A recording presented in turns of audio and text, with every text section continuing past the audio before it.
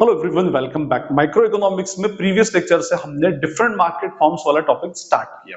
Previous lecture में हमने basics पे डिस्कशन किया था कि मार्केट का मीनिंग, मार्केट का कंसेप्ट एज पर इकोनॉमिक्स क्या होता है, कितने डिफरेंट फॉर्म्स ऑफ मार्केट होते हैं, उनका ओवरव्यू डिस्कशन किया था, और what are the basis of distinctions between the different market forms पे डिस्कशन किया था कि ऐसे कौन कौन से पॉइंट्स हैं जिनको पहले आपको रखना पड़ता है और वो क्या करें, आपको डिफरेंट मार्केट फॉर्म्स के अंदर क्लासिफिकेशन बता सके। फाइन, अब हम इस लेक्चर से स्टार्ट करेंगे one by one different market forms पर, और सबसे पहले इस लेक्चर में हम डिस्कस करेंगे about the perfect competition market.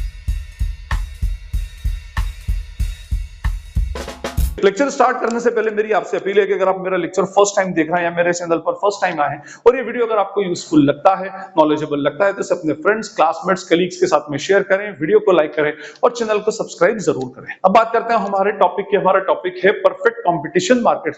इस पूरे लेक्चर में हम परफेक्ट कंपटीशन मार्केट के बारे में डिस्कशन करेंगे। पहले परफेक्ट कंपटीशन का कंसेप्ट क्या होता है, उसके फीचर्स क्या होते हैं, उस पर डिस्कशन करेंगे, और फिर उसके बाद हम इसमें डिमांड कर्व पे डिस्कस करेंगे कि परफेक्ट कंपटीशन में एक्चुअली डिमांड कर्व कैसे बनता है। चलिए देखिए, प्रीवियस लेक्चर में अगर आप जाएं तो मैंने आपको बताया था कि इकोनॉमिक्स में अगर आपको मार्केट को डिफरेंशिएट करना है तो कुछ जो स्टैंडर्ड फैक्टर्स होते हैं, उन स्टैंडर्ड फैक्टर्स को वन बाय वन हर एक मार्केट के ऊपर पुट करते जाएं, और फिर क्या ट्रू है क्या फॉल्स है उसके अकॉर्डिंगली आप क्या करेंगे, फिर मार्केट फॉर्म्स को अपने अकॉर्डिंगली मार्केट फॉर्म्स का डिटर्मिनेशन करेंगे कि भाई ये स्पेसिफिक मार्केट फॉर्म के अकॉर्डिंगली होता है। ठीक है, अब उसके अंदर मैंने आपको बताया था जैसे number of buyers and sellers है, प्रोडक्ट का डिफरेंशिएशन है, pricing power of the producer है, freedom of entry and exit है, सेलिंग कॉस्ट है, मार्केटिंग कॉस्ट है, ट्रांसपोर्टेशन कॉस्ट है, ऐसे बहुत सारे फीचर्स पर हमने वन बाय वन डिस्कशन किया था। ठीक है, चलिए तो हम परफेक्ट कंपटीशन मार्केट के बारे में बात करते हैं। मैंने आपसे पहले भी कहा था प्रीवियस लेक्चर के अंदर कि इकोनॉमिक्स में जो मार्केट होता है वो फिजिकल एरिया या ज्योग्राफिकल एरिया, फिजिकल प्लेस नहीं होती, कंपल्सरीली नहीं होती। इंस्टेड वो एक सिस्टम है, वो एक फंक्शनल प्लेस है। सिस्टम किस चीज का, जो बायर्स और सेलर्स को आपस में मिलाएगा। और बायर्स और सेलर आपस में क्यों मिलेंगे, उनका एक ही पर्पस होगा, बायर का to buy the goods, seller का टू सेल द गुड्स। और जब बायर और सेलर आपस में मिल जाते हैं, जिस जगह पे प्रोडक्ट होता है तो वो जगह एक्चुअली हमारी मार्केट कहलाती है। फिर भले वो फिजिकल हो या भले फंक्शनल हो, आजकल के जमाने में हम वर्चुअल मार्केट देख ही रहे हैं। ठीक है, हम घर बैठे कोई भी प्रोडक्ट को बाय कर सकते हैं। चलिए जी, एनीवे, तो सबसे पहले परफेक्ट कंपटीशन मार्केट इकोनॉमिक्स में जो होता है, इसका सबसे फर्स्ट फीचर होगा, ये होगा large number of buyers and sellers. ठीक है, बायर्स भी बहुत सारे और सेलर्स भी बहुत सारे। ठीक है, large number of buyers as well as sellers, बहुत सारे बायर्स होंगे, बहुत सारे सेलर्स होंगे। इंस्टेड मैं कहूं these are the small buyers, usually बड़े बायर्स नहीं होती, स्मॉल बायर्स होते हैं जो छोटा छोटा अपनी डेली नीड्स का, जो अपने डेली एसेंशियल्स है, उन प्रोडक्ट को एक्चुअली परचेस करने आते हैं। फाइन, तो यहां पर लार्ज नंबर ऑफ बायर्स होंगे, लार्ज नंबर ऑफ सेलर्स होंगे, बहुत सारे बायर्स, बहुत सारे सेलर्स होंगे। ऐसा नहीं होता कि यहां पर कम सेलर्स हों, बहुत सारे सेलर्स अल्टीमेटली होंगे। ठीक है, उसके बाद इसका जो सेकंड पॉइंट हमारा आता है, that is what, homogeneous product. ठीक है, होमोजीनियस प्रोडक्ट का मीनिंग होगा product of exactly similar specification. ठीक है, एग्जैक्टली सिमिलर का मीनिंग होगा कि थोड़ा सा भी उसके अंदर चेंज नहीं होना चाहिए, कि अगर थोड़ा सा भी चेंज हो गया तो हम उसको एग्जैक्टली सिमिलर स्पेसिफिकेशन का ना बोलेंगे, उसको होमोजीनियस नहीं बोलेंगे। उसके जो फीचर्स हैं उस स्पेसिफिक प्रोडक्ट के, वो एग्जैक्टली सारे सेलर्स के पास सेम होना चाहिए। पहले तो लार्ज नंबर ऑफ सेलर्स होंगे, बहुत सारे सेलर्स होंगे, और सारे सेलर्स जो होंगे वो सेम टू सेम प्रोडक्ट बेचते होंगे, सेम क्वालिटी, सेम ब्रांड, सब कुछ सेम, उसके अंदर कोई चेंज नहीं होगा। जैसे अगर मैं कहूं कि भाई अगर कोई एक seller, just for example, Amul की आइसक्रीम बेच रहा है, तो सारे सेलर अमूल आइसक्रीम ही सेल करेंगे। अब जब मैं कहूं अमूल की वनीला आइसक्रीम अगर एक सेलर बेचता है, तो सारे के सारे अमूल की वनीला आइसक्रीम ही सेल करेंगे। ठीक, एक्चुअली ये मार्केट आज के सिनेरियो में तो ऐसा होता नहीं है, बट पहले होता क्या था कि जो आपका ग्रेन मार्केट हुआ करता था, ठीक है ना, वो grain market actually perfect competition market होता था। जो पहले के टाइम के अंदर विलेजेस हुआ करते थे, छोटे छोटे टाउन होते थे, उसके बाहर एक स्पेसिफिक छोटा मोटा मार्केट होता था ग्रेन का, और गांव के लोग क्या होते थे, उस स्पेसिफिक मार्केट के अंदर ग्रेन्स परचेस करने जाते थे। अब यहां पर जितने भी सेलर्स अल्टीमेटली बैठे हुए हैं, ये सारे के सारे सेलर्स जो है, ये सेलर्स वही सेम टू सेम क्वालिटी का ग्रेन बेचते थे, क्योंकि वो जो आसपास के जो विलेजेस के अंदर जो प्रोड्यूस होता था वो सेम टू सेम क्वालिटी का ग्रेन एक्चुअली उसके अंदर सेल किया करते थे। ठीक है, और बायर जो उस मार्केट के अंदर इंटर हो रहा है उसको पता है कि यहां पर यही स्पेसिफिक प्रोडक्ट अल्टीमेटली मिलेगा। ठीक है, तो प्रोडक्ट क्या होगा, होमोजीनियस होगा, exactly same to same specification का अल्टीमेटली होगा। ठीक है, और थर्ड पॉइंट इसका थर्ड फीचर होता है, that is what, perfect knowledge. ठीक है, परफेक्ट नॉलेज किसको होना चाहिए, नॉलेज को, क्या सिर्फ सेलर को? देखिए, मार्केट के अंदर सेलर को तो मार्केट का एक बार नॉलेज होता है, लेकिन बायर को नहीं होता। और यहां पर जो होगा परफेक्ट नॉलेज, जो होगा perfect knowledge to buyer as well as seller. देखिए, इस मार्केट के अंदर एंटर होने वाला हर बायर जानता है कि इस मार्केट में क्या प्रोडक्ट हमको मिलेगा और किस रेट पर मिलेगा। ठीक है, और इसी तरह से सेलर जानता है कि इस मार्केट में जो भी बायर आएगा तो उसका पर्पस एक्चुअली क्या गुड्स का परचेस करना होगा।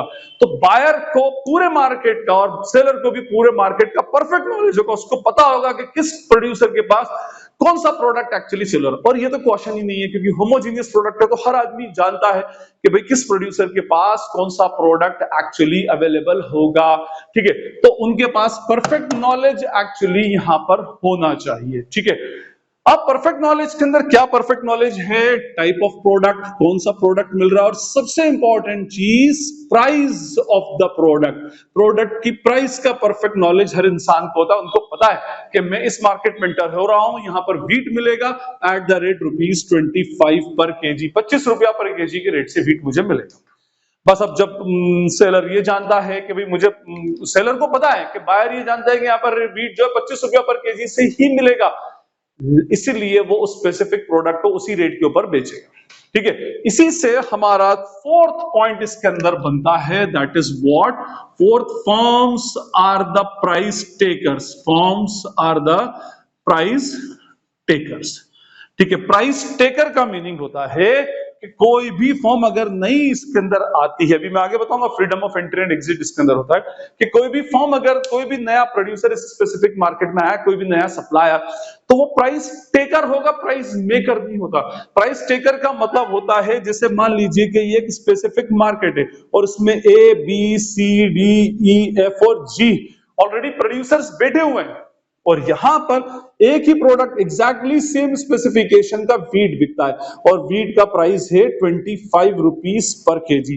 अब देखिए, इस मार्केट में, जैसे मैंने क्या कहा, परफेक्ट नॉलेज होगा, तो इस मार्केट में आने वाला हर कंज्यूमर, हर बायर ये जानता है कि इस मार्केट में क्या बिक रहा है, वीट बिक रहा है। और मैंने क्या कहा, प्राइस, और किस रेट पर बिक रहा है, ₹25 पर केजी पर ही बिक रहा है। और ये बात प्रोड्यूसर भी अच्छी तरह जानता है कि इस मार्केट में एंटर होने वाला हर कंज्यूमर अल्टीमेटली ये बात जानता है कि यहां पर वीट ही मिल रहा है और ₹25 पर केजी से वीट मिल रहा है। अब ये जो प्रोड्यूसर से इस प्राइस के साथ में कोई भी छेड़खानी नहीं कर सकते। इवन अब मैं आपको बताऊं, मान लीजिए कि यहां पर एच नाम का एक नया प्रोड्यूसर आया। दो बातें, पहली बात तो अगर वो इस मार्केट के अंदर आ रहा है तो वो वीट के अलावा कुछ और नहीं बेच सकता, उसको वीट ही बेचना पड़ेगा। क्यों? क्योंकि इस मार्केट में इंटर होने वाला बंदा ये जानता है, इस मार्केट में कोई अगर कंज्यूमर बायर इस मार्केट में इंटर हो रहा है तो उसको पता है कि मैं वीट ही परचेस करूंगा, वीट ही मिल रहा है यहाँ पे, वीट परचेस करने के लिए ही वो इसके अंदर इंटर हो रहा है। दूसरी बात, वो प्राइस जो होगी वो इन प्रोड्यूसर, पहले ये मार्केट में घूम कर देखेगा कि मार्केट में प्राइसेस क्या चल रही हैं। अगर मार्केट में ₹25 की प्राइसेस चल रही हैं तो ये अपने प्रोडक्ट को ₹25 से ज्यादा में नहीं बेच सकता। क्यों? फिर वही प्रॉब्लम, परफेक्ट नॉलेज होगा, क्योंकि यहां पर आने वाला हर बंदा जानता है कि यहां पर प्रोडक्ट वीट मिलेगा एक स्पेसिफिक क्वालिटी का और ₹25 पर केजी से ही मिलेगा। तो ₹25 पर केजी से मिल रहा है तो एच को भी वीट, उसी सेम क्वालिटी का वीट और वही सेम प्राइस के ऊपर बेचना पड़ेगा। अपनी तरफ से ये प्राइसेस को बढ़ा करके नहीं रख सकता। यहां पर प्रॉब्लम आ जाती है। एक्चुअली देखो, प्राइस अगर ये बढ़ाएगा उसके पास कोई कस्टमर आएगा ही नहीं, प्राइस कम करेगा तो कस्टमर तो सारे आ जाएंगे, लेकिन प्रॉब्लम यह है कि परफेक्ट कंपटीशन में ऑलरेडी सारी जो फर्म्स होती हैं वो नॉर्मल प्रॉफिट के ऊपर काम करती है, उससे कम प्राइस के ऊपर वो लॉस में जाने लगते हैं। एनीवे, अभी वो मैं उसके ऊपर ज्यादा लंबी चौड़ी बात नहीं करूंगा। Firms are the price takers. यहां पर फर्म जो होती है प्राइस टेकर्स होती है। देखिए, इसका मैं एक सबसे अच्छा एग्जांपल दूं, एक मूवी आई थी गैंग्स ऑफ वासेपुर। उस गैंग्स ऑफ वासेपुर की स्टार्टिंग के अंदर वहां पर एक बंदा जो होता है वो ब्रिटिशर्स की ट्रेन में से जो वीट होता है वो वीट की चोरी करता है, और वीट की चोरी करने के बाद में उसको मार्केट में ले जाकर के सेल करता है। और एक उसके अंदर सीन था, स्टार्टिंग फर्स्ट पार्ट के अंदर ही सीन था कि भाई उस स्पेसिफिक ग्रेन मार्केट के अंदर सारे के सारे जो प्रोड्यूसर सेलर होते हैं वो फालतू बैठे हैं। तो इनसे आकर पूछता है कि भाई क्या बात है, आज तुम्हारे शॉप पे कस्टमर दिख रहे हैं? तो बोले वो जो बैठा है बंदा वो सरकारी कोटे का वीट जो है वो हमसे कम रेट के अंदर बेच रहा है। तो उसके यहाँ भीड़ क्यों लगी और सारा के पास? क्योंकि वो एक परफेक्ट कंपटीशन मार्केट था। उस मार्केट में आने वाला हर कंज्यूमर परफेक्ट नॉलेज रखता था कि यहाँ वीट मिलेगा और इसी रेट से मिलेगा, और क्योंकि वो चोरी का वीट लाता है तो सस्ते के अंदर बेचता है। सस्ते में बेचता है तो भाई नेचुरली बायर्स को क्या होगा, सस्ता प्राइस मिलेगा, तो सारे दूसरे सेलर्स को छोड़ करके वो स्पेसिफिक सेलर के पास चले जाते हैं। आप देखिएगा मूवी, उसके अंदर फर्स्ट पार्ट के अंदर ये स्टार्टिंग में ये सीन अल्टीमेटली है। चलिए anyway, firms are the price takers, firm जो है वो अल्टीमेटली प्राइस टेकर्स होती है, ठीक है। उसके बाद इसमें फिफ्थ पॉइंट जो होगा, फिफ्थ पॉइंट की अगर मैं बात करूं, freedom of entry and exit. Entry and exit का मीनिंग होगा कि इसमें जब चाहे कोई फर्म एंटर हो सकती है, जब चाहे कोई फर्म यहां से छोड़ करके जा सकती है। कोई लाइसेंसिंग नहीं, कोई रेस्ट्रिक्शन नहीं, कुछ नहीं, कोई स्पेशल परमिशन नहीं। आपके पास अगर पैसा है, कैपिटल है, आप इस बिजनेस को स्टार्ट कर सकते हो, वो स्पेसिफिक प्रोडक्ट बेच सकते हो। तो जब चाहे इस मार्केट में एंटर हो जाए, और जैसे अगर आपको लगता है कि यहां से मुझे मजा नहीं आ रहा, वो प्रॉफिट नहीं मिल रहा, तो आप जब चाहे इस मार्केट को छोड़ सकते हैं। ना छोड़ने के लिए, ना उसमें एंटर होने के लिए कोई स्पेशल लाइसेंसिंग की या कोई दूसरी स्पेसिफिक परमिशन की रिक्वायरमेंट नहीं होती। इसीलिए इस मार्केट में जैसे जैसे नए नए प्रोड्यूसर्स आते जाते हैं, वैसे वैसे पुराने प्रोड्यूसर्स जो होते हैं वो फॉर्म को छोड़ करके जाते हैं। मींस वो कहने का मीनिंग ये कि भाई कोई भी जब चाहे इस मार्केट के अंदर प्रोड्यूसर के लिए होता है ये अल्टीमेटली, हाँ याद रखिएगा कि प्रोड्यूसर के लिए जब चाहे कोई भी प्रोड्यूसर इस स्पेसिफिक मार्केट में एंटर हो सकता है और इस स्पेसिफिक मार्केट से एग्जिट भी हो सकता है। आपको बिजनेस नहीं जमता, बंद कर दीजिए, चले जाइए। जब चाहे आपको, अगर आपके पास पैसा है, स्पेसिफिक मार्केट में एंटर होना चाहते हैं, तो जब चाहे आप उस स्पेसिफिक मार्केट के अंदर एंटर हो सकते हैं, ठीक है। चलिए उसके बाद में नेक्स्ट होता है हमारा परफेक्ट मोबिलिटी। इसमें सिक्स्थ पॉइंट है perfect mobility of factors of production, of factors of production, ठीक है। परफेक्ट मोबिलिटी का मीनिंग होगा, अच्छा फैक्टर्स ऑफ प्रोडक्शन हम पढ़ चुके हैं ऑलरेडी। इकोनॉमिक्स में फैक्टर्स ऑफ प्रोडक्शन क्या होते हैं? लैंड, लेबर एंड कैपिटल, ठीक है। ये तीन फैक्टर्स ऑफ प्रोडक्शन होते हैं, ठीक है। और इन्हीं फैक्टर्स ऑफ प्रोडक्शन को यूज करके कोई भी प्रोड्यूसर गुड्स एंड सर्विसेज को प्रोड्यूस करता है और मार्केट में सेल करता है। अब देखिए ये factors of production purely mobile, perfectly mobile होंगे। परफेक्टली मोबाइल का मीनिंग होगा, मान लीजिए कि ए बी सी डी और ई, ये पांच प्रोड्यूसर हैं जस्ट फॉर एग्जांपल, ठीक है। अब ए बी सी सबके पास अपने अपने वर्कर्स काम कर रहे हैं, ठीक है। अब और मैंने अभी क्या कहा, परफेक्ट नॉलेज है, सेम टू सेम प्राइसेस है, सब एक स्पेसिफिक प्रॉफिट रियलाइज कर रहे हैं। बहुत खतरनाक इनके बीच में कंपटीशन चलती है, ठीक। अब ए के पास एक वर्कर है, ए उसको 10,000 रुपया पर मंथ देता है, ठीक है। सी बोलेगा कि भाई तू मेरे पास आ जा, मैं तुझे 12,000 रुपीज पर मंथ दूंगा। तो वो क्या होगा, सी के पास में चला जाएगा। इतना मोबिलिटी इसके अंदर होती है, जहां से उसको थोड़ा सा भी प्राइस बढ़कर मिलेगा, परफेक्ट जो फैक्टर ऑफ प्रोडक्शन है वहां से चला जाएगा। बट इसमें एक ट्विस्ट है, वो ट्विस्ट एक्चुअली ये है कि क्योंकि यहां पर प्राइस टेकर्स हैं फर्म, तो ज्यादा प्राइस ले नहीं सकती। तो जब ज्यादा प्राइस ले नहीं सकती तो अपने क्या बोलेंगे उसको, फैक्टर्स ऑफ प्रोडक्शन को भी ये ज्यादा पे नहीं कर सकती। यहां पर जो होता है फैक्टर्स ऑफ प्रोडक्शन को जो भी पेमेंट होता है फैक्टर पेमेंट, वो फैक्टर पेमेंट भी एक टाइप का कांस्टेंट ही होता है, यूनिफॉर्म होता है। मींस जो प्राइस यहां मिलेगी वही प्राइस एक्चुअली यहां मिलेगी। तो मैं जो ये बता रहा हूं आपको कि यहां 10 मिल रहे थे या 12 मिलेंगे, तो एक्चुअली ऐसा प्रैक्टिकली पॉसिबल नहीं है। क्यों? क्योंकि अगर ये ज्यादा देगा तो इसका कॉस्ट ऑफ प्रोडक्शन अल्टीमेटली बढ़ जाएगी, और कॉस्ट ऑफ प्रोडक्शन बढ़ जाएगी और फर्म प्राइस टेकर है, उसी रेट के ऊपर माल बेचना पड़ेगा जिस रेट पर सारे के सारे प्रोड्यूसर बेच रहे हैं, तो नेचुरली इसका प्रॉफिट जो होगा वो प्रॉफिट डाउन हो जाएगा। तो कहने का मीनिंग ये कि ये एक ऐसा मार्केट है जहां पर लैंड, लेबर एंड कैपिटल जो है परफेक्टली मोबाइल है। वो इसलिए क्योंकि सब उसको सेम टू सेम प्राइस पे करते हैं, सेम रेंट चलेगा सब जगह पर, सेम लेबर की वेजेस चलेगी, सेम कैपिटल के ऊपर इंटरेस्ट चलेगा, सब कुछ सेम होगा। तो इसीलिए फैक्टर्स ऑफ प्रोडक्शन एक जगह से दूसरी जगह बहुत इजीली मूव एक्चुअली हो जाते हैं। तो ये एक्सप्लेनेशन कि 10 की जगह 12 दे रहा है तो जस्ट एक एक्सप्लेनेशन के पॉइंट ऑफ व्यू से था, अदरवाइज एक्चुअली इसमें ऐसा नहीं होता, ठीक फाइन। उसके बाद आए हम सेवंथ पॉइंट। सेवंथ पॉइंट होता है हमारा नो सेलिंग कॉस्ट, ठीक है।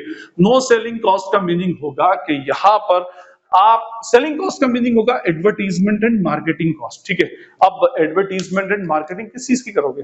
मैंने अभी क्या बताया, यहाँ पर परफेक्ट नॉलेज है। परफेक्ट नॉलेज मींस बायर जानता है कि यहाँ क्या प्रोडक्ट बिक रहा है और किस रेट से बिक रहा है। तो आप किस चीज की एडवर्टीजमेंट, किस चीज की मार्केटिंग करेंगे?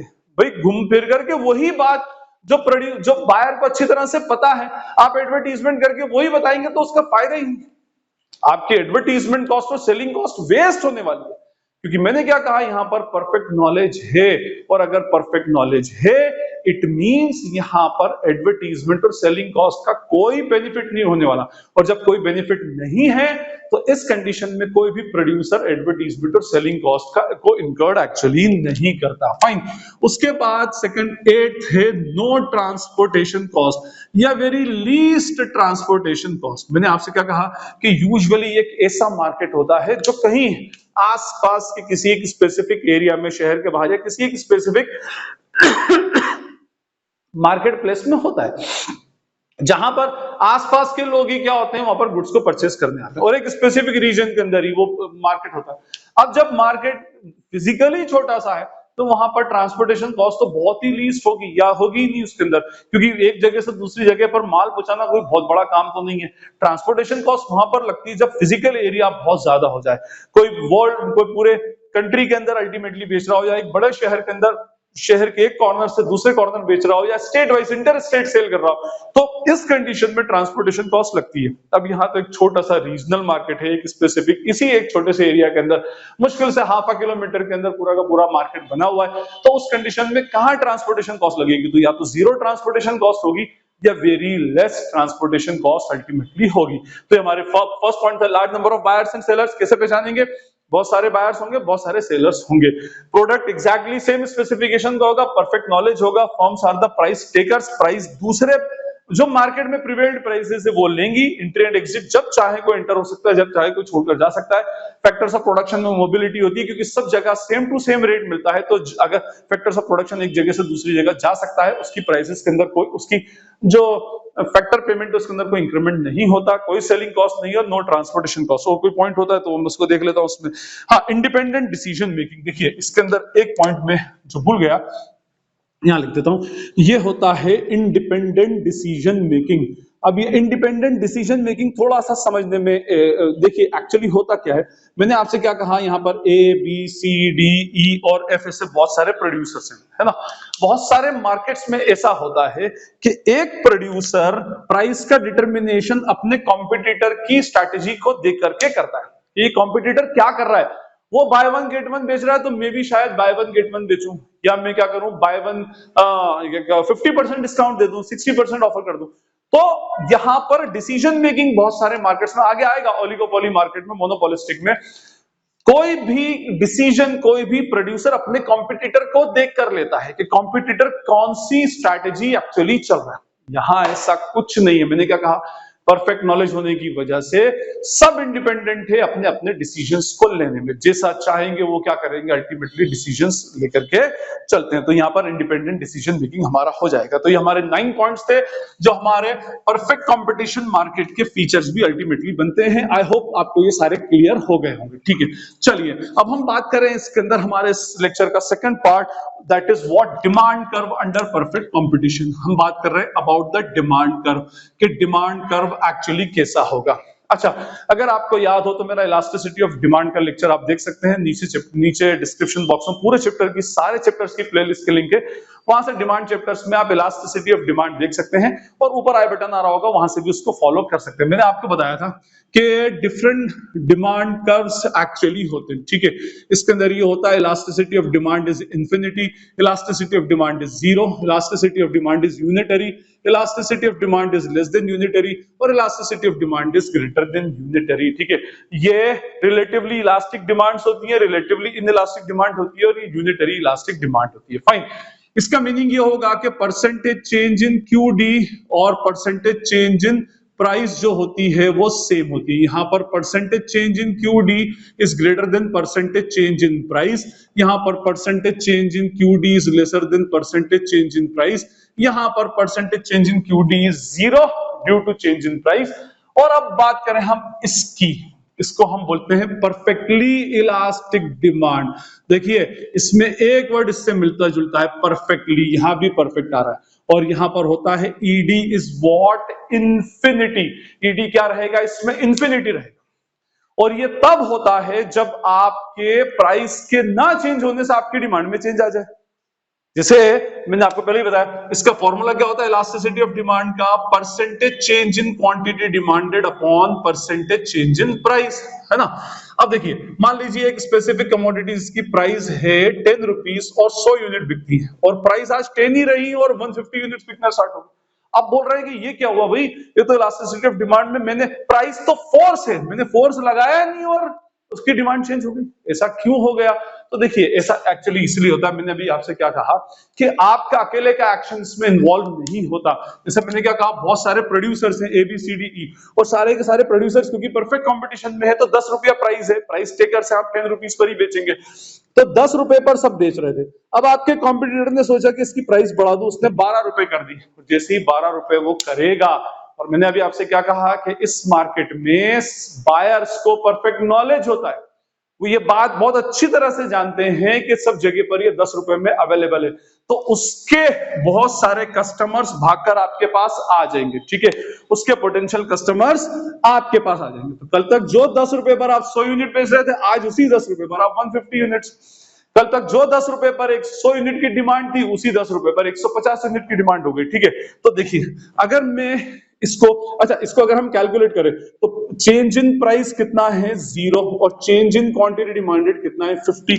अगर मैं यहां निकालूं परसेंटेज चेंज इन प्राइस का फॉर्मूला क्या होगा, change in P upon P into 100, that is 0 upon 10 into 100, that is equals to 0।